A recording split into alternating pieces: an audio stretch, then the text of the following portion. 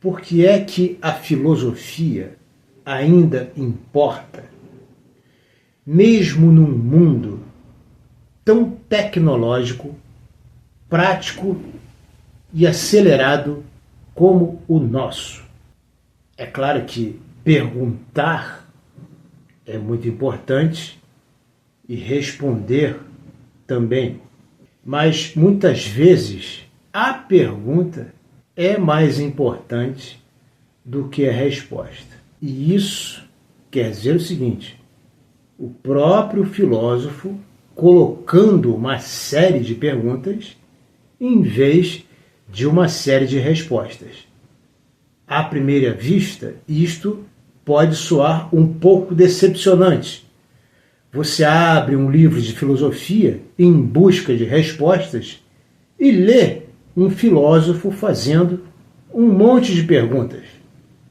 E por que isso? Porque a pergunta, quando bem feita, ou seja, desde que ela não traga consigo falsos problemas, ela já contém a resposta. Já entro mais nisso. A gente pode dizer que a filosofia é uma atividade de pensar criticamente, de questionar aquilo que parece óbvio e de buscar compreender os fundamentos da realidade, do conhecimento, da ética e da existência.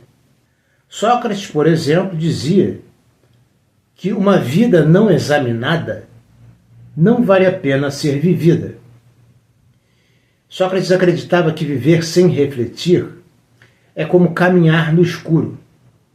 Esse pensamento, que tem mais de 2000 anos, ainda ecoa com força hoje em dia. Não tenho dúvida quanto a isso. Então, como eu já havia dito, a filosofia não entrega respostas prontas. Ela oferece perguntas bem formuladas, que não contenham falsos problemas. Ou seja, caminhos de reflexão e ferramentas para pensarmos com mais clareza. E isso é muito mais útil do que parece, apesar da filosofia não estar voltada para a utilidade. A filosofia não está voltada para a utilidade como as outras ciências todas. Tá?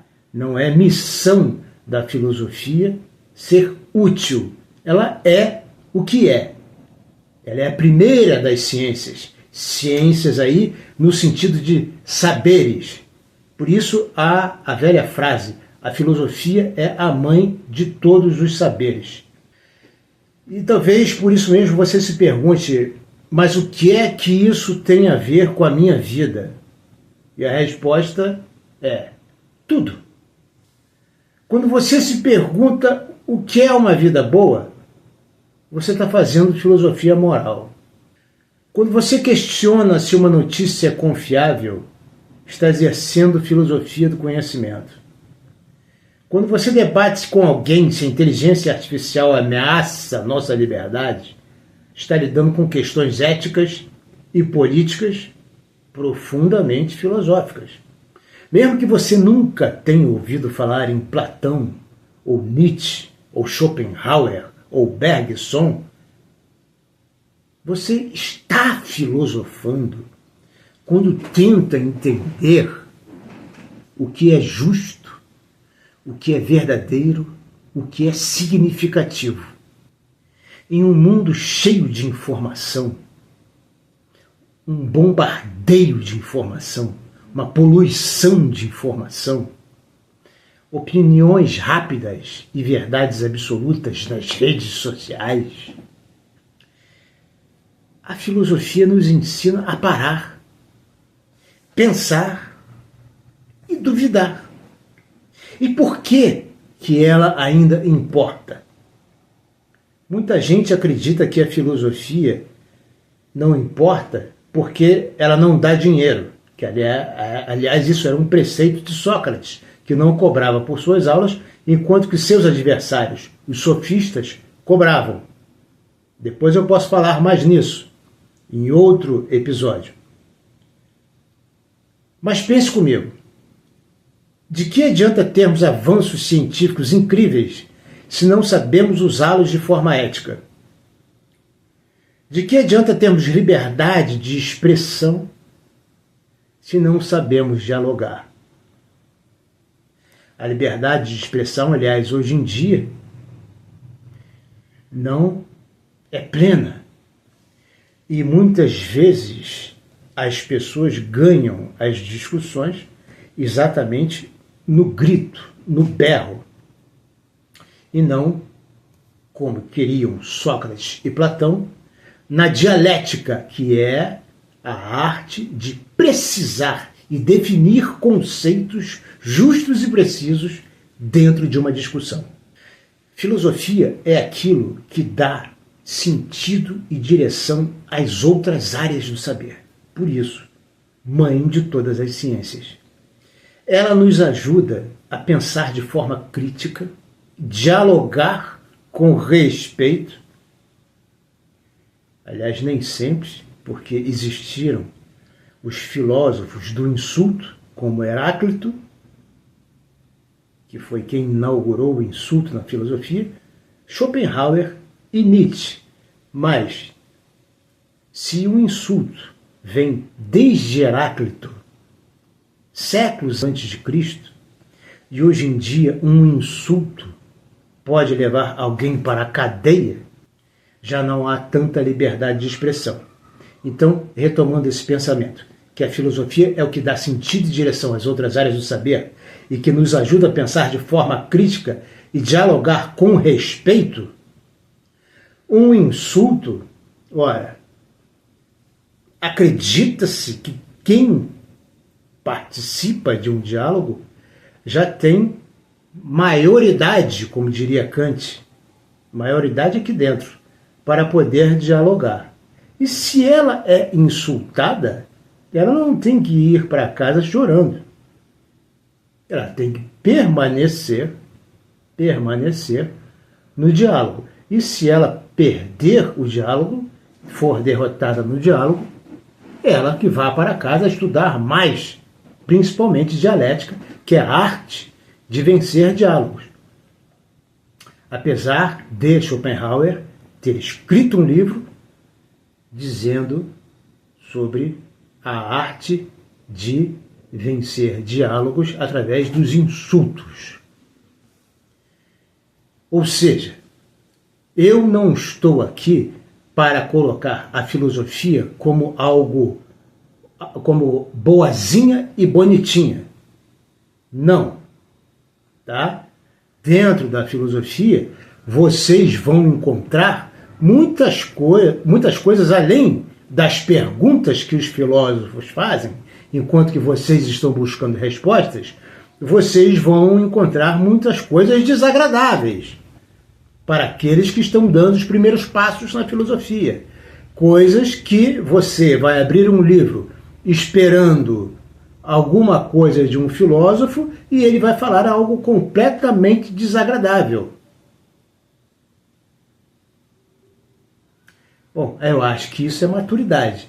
Na vida, todos nós, em um momento ou outro, vamos ser maltratados, xingados, insultados e por aí vai. E a filosofia, através do diálogo, nos ensina a prepararmos-nos para a vida e este tipo de situação. Então, construir argumentos sólidos, conviver com a complexidade e a diversidade e termos habilidades essenciais para debates, seja lá em que campo do saber for, mas dentro da sociedade, obviamente, é essencial. Porque o que é um PhD? Aqui no Brasil chamamos de doutor em filosofia. Nos Estados Unidos o PhD significa PH de philosophy, D de doctor, né? Então o doutor em filosofia, ou o PhD, é aquele que em qualquer área do saber, por exemplo, o cara faz um mestrado em química, e agora ele vai fazer um doutorado em química. Para ele fazer o doutorado em química, ele tem que pensar fora da caixinha química, fora da caixinha dos químicos, fora do modelo tradicional de pensamento dos químicos. Ele tem que aprender a pensar como filósofo. Era isso que eu queria dizer.